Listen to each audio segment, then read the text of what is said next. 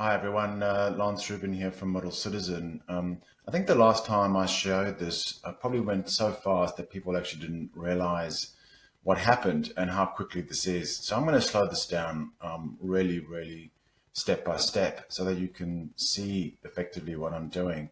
So this is a financial model. It's just an income statement and a cash flow. It's not a full three-way, but it is built in what we call dynamic arrays, which is Microsoft's fancy new powerful formula language, which is incredibly exciting and powerful. So I'm going to take you through this. We've built this dynamic array model with the best practice spreadsheet modeling standards in mind, but we've also then built Power BI off the back of that. So I'm going to quickly show you how these two work together in concert and show you how they're integrated very quickly and seamlessly almost. So let's just have a quick look at this. We have a scenario manager at the top with some presentations. We can choose different scenarios right now. I'm not going to change anything in this model because the Power BI is synced. I'm going to change it, save it, sync it, and you'll see how quickly that happens. So we have 1,000 simulations here. We have a scenario A running. Actually, let's change that to scenario A. And effectively, that's applying these scenarios in terms of growth rates to the model. If we then go to the annual income statement, what I am going to do is I'm going to Control S. I'm going to save that. I'm going to go over to Power BI and I'm now going to refresh that so that we do see it in sync because it was running the simulation. So here we can see it's 1, 2, 3, 4, 5 years, 2024. Total revenue over the 5-year period is 35.7. So let's look at 35.7 and 13.6 of NPAT. And then I guess we can look at, peaking at about 4.9 NPAT in 2024. So 35, 13, and 4.9 or 5. So 35 is there, 13, and you have your 4.9 there in terms of your NPAT. So all of that is completely in sync. And if we want to quickly go back to the scenario manager, let's quickly change that from scenario A to scenario B. So scenario B just kicked in. Let's go look at our annual income statement. Of course, there's a lot of other details in this. I'm not going to have time to go through the entire model. We're just going to jump between the scenario summary and the scenario manager actually and the income statement. So this is the new scenario. So let's just have a quick look. So we have total of 24, 6.5, and 1.7. So let's go Control S. Let's save that. Let's go into Power BI. Let's click refresh. And a couple of seconds later, 24.2, 6.5, and 1.7. So there you go, 24.2, 6.5, and 1.7.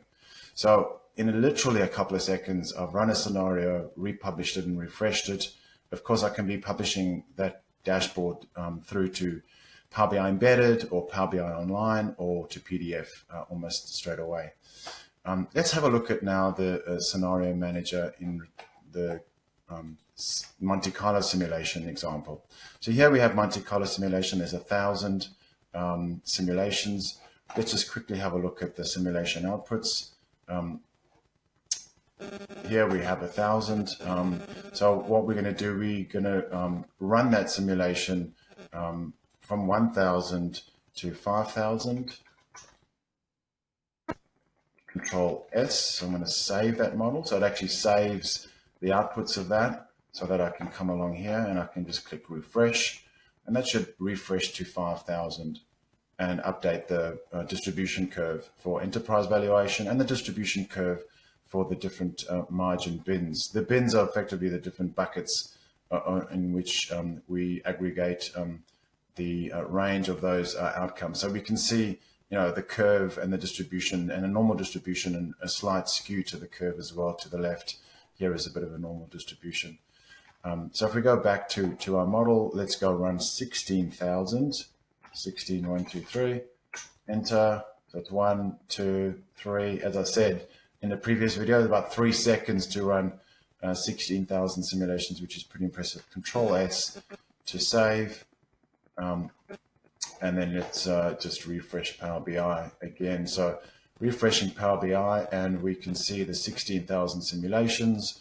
We can see that this valuation, enterprise valuation, in terms of $13.2 million is really where it's skewed towards. So obviously there's a normal distribution in here. I guess we have as a distribution for the ratios as well.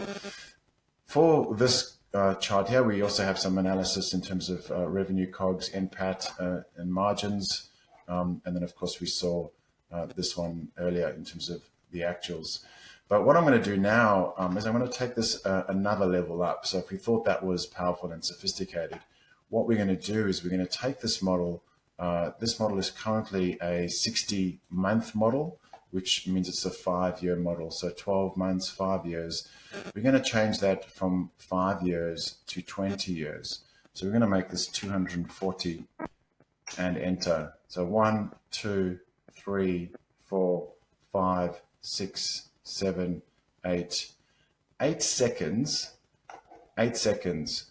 And I don't know how long it takes you to roll forward models or expand models, but 8 seconds is damn quick. So let's have a look here, right? 8 seconds, and we go all the way to the right. We've got December 39, which is our 20 years, right? So from December 20 to December 29, that's obviously the year end, December 20. And let's go Control S. Let's see what happens here. So let's remember those 3 numbers. So let's take our total gross revenue over all periods is 519, 187 for NPAT, and let's take our closing NPAT is 30.5. So let's go to Power BI quickly. Let's go look at this other chart because we've seen this one already. Sorry, refresh.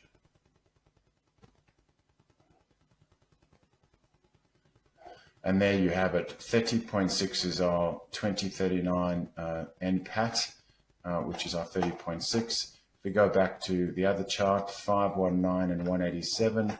So going back here, we have our 519 and our 187. So ladies and gentlemen, pretty quick. We can see obviously there's an issue here around some margins, particularly around NPAT margin. It might be relating to the growth rates on expenses. Again, it just depends on what we're running right now. We're running the Monte Carlo simulation. If we go back and change this extended model to scenario C, so let's change that into scenario C. Let's go back to our annual income statement. So our annual income statement is obviously now refreshed. So Control S, let's save that. And then let's refresh that quickly here. So this is now not running the simulation. This is putting in a particular scenario, 369, 115, and 15.9. So 369, 115, Control R, and 15.9 or 15.88. So that's it. And again, please stay tuned. The future of financial modeling is moving at one hell of a pace. And please stay in touch and keep abreast of all these exciting changes, and look out for more to come. Thanks, everyone. See you. Stay safe. Cheers. Bye.